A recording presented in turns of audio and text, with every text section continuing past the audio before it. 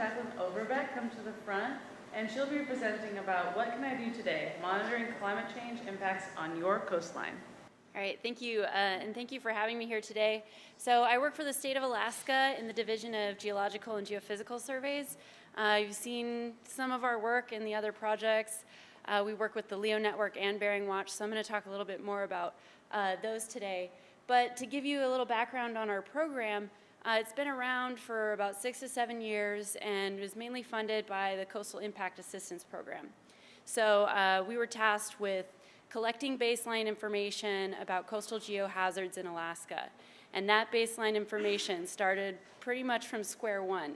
So after the 6 years, we're getting to a point where we have that baseline information and we want to go back and collect information after storm events and after erosion events. But as we all know, Alaska's really big and I myself can't go out and do that everywhere.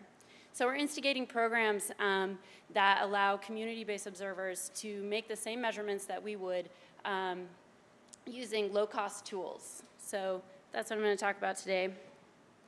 And just to give you an idea of why we need this information on the local scale, I want to compare two different shoreline erosion products, and one of which was funded by the Western Alaska Landscape Conservation Cooperative, which was a large-scale erosion monitoring effort from satellite imagery. So this satellite imagery has really big pixels. It can only see really big changes to the environment, but that information is still really important because we don't necessarily have that everywhere in Alaska. What we're doing at the state is refining that down to the local level and saying, what is the shoreline position doing from one building to the next? So we need the large-scale information to see the magnitudes of change between communities, but then to identify locations within the community that may be more at risk than others. So the realities for Alaska, of course, everything is on a large scale. All of our models are large scale or non-existent. And there's very limited data for validation. Everybody's brought this point up so far. So the opportunities for community involvement are to use low-cost methods, provide scientific oversight, so working with collaborators, working with the university, working with us at the state to make sure that all of the information we're collecting is to a scientific standard, and then creating protocols, so step-by-step instructions on how to do these measurements. And then what we get back is a higher spatial and temporal resolution of our data. So we have really fine ground points where we know what's happening there, and we can have that information collected maybe right before and right after a storm. And it doesn't require us from the state to come out, travel, which is really expensive and oftentimes not even possible. So I'm going to talk about 3 different measurements. When I talk about measurements of coastal geohazards, I'm going to talk about these 3. So one of our measurements is shorelines. And what we traditionally do is look at remote sensing products like the one in the upper left. And you can tell that that vegetation line has been delineated. So you can see the sand and then the vegetation. And we've delineated that as a shoreline and done that through time. So you can imagine if that shoreline is moving consistently through time and your house is right behind the vegetation line, you want to know how quickly that is moving. So it's moving in a horizontal position. Our next measurement is beach volume. So this is more of a 3D view of the beach. The beach is a very dynamic location where you have waves interacting with the coast all of the time. And so it changes from day to day, from season to season. And we want to be able to capture that. And then when a large event occurs, we can see what's outside of that normal change and document that. And so we do that through the collection of cross-shore elevation profiles. So what we do is collect the elevation of the beach from land to sea. And I'll give potentially another example of that. The third measurement I'm talking about today is storm water levels. So we have lots of models of storm surge and flooding, or we don't have lots of models, but For those models of storm surge and flooding that the National Weather Service is using to forecast and let communities know what may happen before the storm, they need information about what actually occurs. They don't get a lot of feedback about how high water levels actually got after they do their forecast. So we're stepping in to try and collect those measurements and feed that information back to the National Weather Service. So I'm going to give you an example of what we do as scientists, and then with using our precise methods and technology, but then also the very low-tech and low-cost option that can be done at the community level. So recently we had a very large aerial photo collection over the west coast of Alaska. So they collected the aerial photos, process them in a way to which we can get an elevation model of the entire area. And then we go through in a geographic information system, a GIS, and click out that shoreline. And so we have a continuous position of the shoreline at that point in time. Now, we can't always, we can't collect that information very frequently. It's very expensive. Historically, it's been done every 10, 20, 30 years. So it's not at a high enough temporal resolution to say which events or which processes are really causing erosion. So I'm going to talk about stake ranging and time-lapse photography. And you'll notice there's photos in here from St. Paul. We were lucky enough to go out there this summer and put up some of these stations. And I also just got back from a workshop in Dillingham, where we're instigating some of these projects. So stake ranging is as simple as it sounds. Put a stake in the ground and measure the distance to the eroding feature that you're looking at. And it's only a few items that you need. We use a compass to make sure that we're collecting along the same bearing each time that we're collecting that location. And then just to give you an example of how important that information can be, a school teacher in Newtok instigated a program like this without our help. You know, they wanted to do the monitoring themselves, but they had the information in a format, you know, an Excel sheet. And what we did at the state is convert that into a mapped format so that they could use it for disaster relief funding application. So you can see from this map, we have continuous lines. Maybe you can't see this. So that red line is from 2005. The blue line is from 2013. So that's when we had aerial imagery to go in and delineate that continuous shoreline.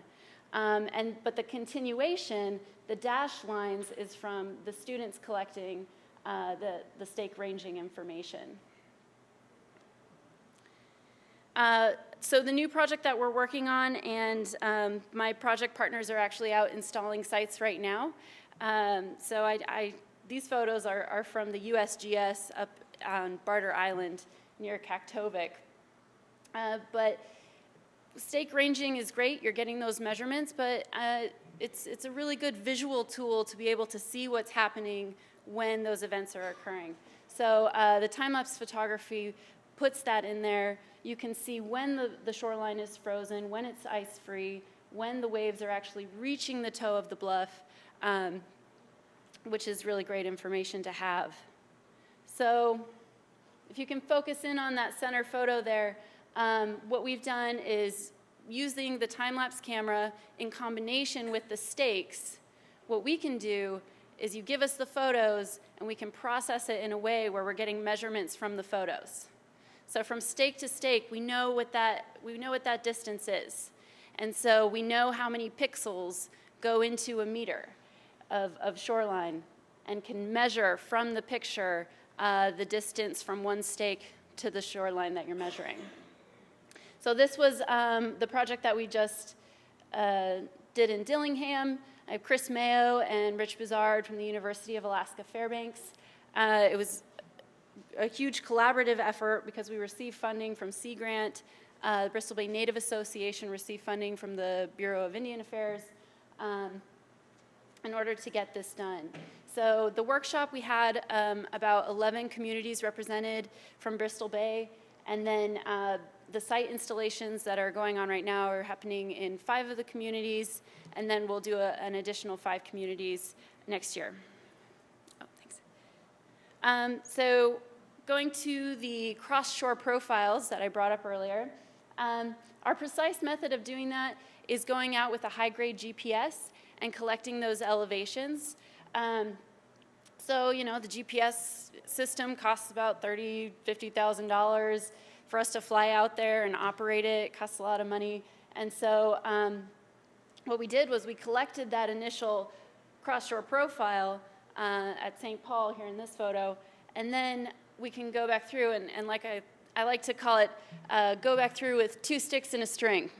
That's all you need to do this. So I'm going to talk about that a little more. And actually, our GPS equipment broke when we were in Nome one time, and so we made the 2 sticks and a string and still got out there and got work done. So even as scientists are using this. But so you can see the person in the blue has a pole, and it's got elevations crossed out on that pole, and she's sighting a line to the other pole and the horizon of the water line. So she's lining all of those up.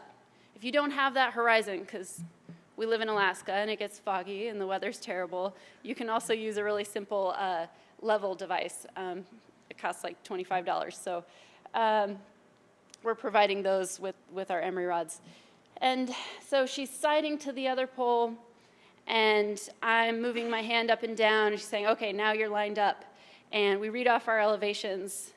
And so there's a change in elevation, and we have a regular distance of the string that is connecting those 2 rods there to get our slope of the beach. So we did this in St. Paul, and walking through that workflow, you know, they were able to tell us the best locations to do this. You know, you can't do it off the face of a 40-foot bluff because that's dangerous and just not realistic. But you want to do it in an environment that's affected by waves and may have seasonal changes. So again, they're going out with the compass and sighting out that entire profile. Then Pamela is using the hand level there to sight between one rod to another.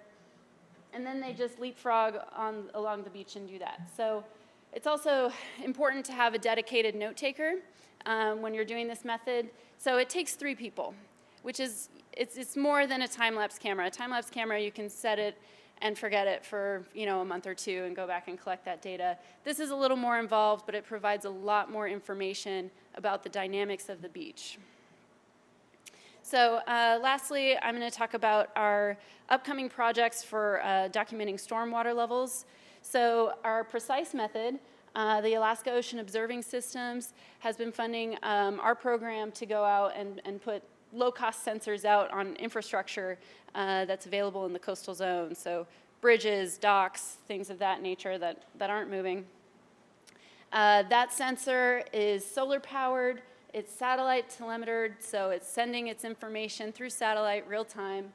And the bottom device is sending out a signal, an ultrasonic signal, hits the water, and it's recording that signal as it comes back and getting the distance to the water level. So we're kind of running out of infrastructure to put these on. And if you have suggestions about infrastructure that's available and a location that needs information about tides as well as maximum water levels during storms, let me know. Yes, you mentioned, great. Did they take you to the area which we call Sea Line Neck? Yes. You can take pictures to show how much you rose, and that's our favorite subsistence hunting area. And we can go in low tide, but at high tide, we have no access to that. Yeah, it's the neck is cutting off that access. So we went and took. Yards now, I mean, it's going in there. Yeah. And, what will we call that? I'll claim it as an island. It'll be an island soon. So, and that's interesting that you brought that up because just gaining access to that point in the summertime was really difficult. So when you're running through permitting processes, and these are NOAA lands, but we were able to work with NOAA. They had a researcher coming in to count fur seals that day, and so we went in and did our survey while they were doing that. They were already disturbing the animals, so we were able to collaborate with that. Oh, I've gone over my time. Okay, so anyway, monument documentation. Some communities document storm water levels relative to features that are in the community, like a light pole, or in St. Paul, you have those 2 poles down there in a low-lying area. We can go survey that in and get those elevations for storms that might have happened in long history, 1930s, 1950s. And we're also working with the LEO application, where you can take your phone out after a storm and say where the maximum water levels are going. Not going to go into detail, but I am going to let you know we are doing a LEO webinar to go over the specific protocols for that on September 22nd. So if you're interested in that, we'll go into detail. And then, of course, I work for the Geologic Survey, so we map everything, and we're doing it in an online format right now. So thank you. There's a website if you are interested in more information, and I mean all the people that we've been able to work with and the organizations to get this stuff done.